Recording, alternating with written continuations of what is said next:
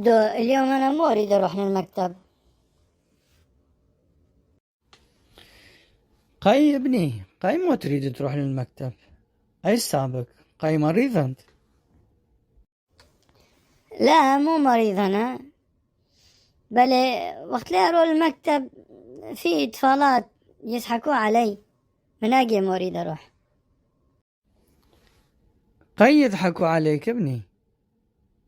قلت للمعلم، لا للمعلمة، يعني لازم تسوي شي، لازم تقول دردك. إذا ما تقول دردك أحد ما يطيق يسوي شي. هما أجي يضحكوا، ما أعرف بشان إيش خي، أنا زي ما أعرف إيش تسوي جدو.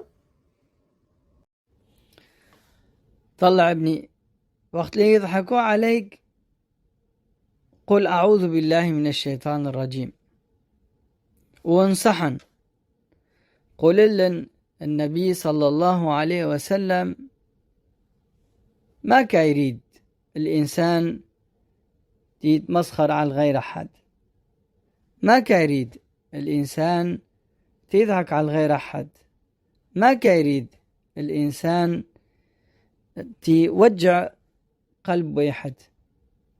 لازم تكونوا إخوة. وقل لن إنما المؤمنون إخوة، نحن إخوة، نحن لازم نلعب مع بعضنا ومو نقتل. تمام جدو تمام، اليوم إذا تروح للمكتب وتطلع بإيش تصير. إذا يضحكوا علي تقول لهم إنما المؤمنون إخوة. الله يرضى عليك جدو. ويرضى عليك يا ابني، إن شاء الله روح للمكتب، اقرأ وخلص مكتبك وكون فايدة للأمة. تمام جدو تمام، هذه لخاطرك. السلام عليكم.